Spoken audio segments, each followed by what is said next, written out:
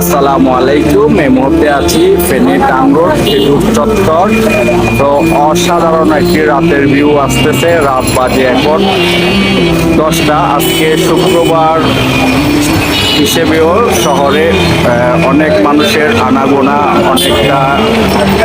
এই হচ্ছে মৈপাল যাওয়ার রাস্তা, অনেকটাই যানজট। এটি হচ্ছে কলেজ রোডের দিকে যাওয়ার শহীদ মিনার চত্বরের ওই পাশটা।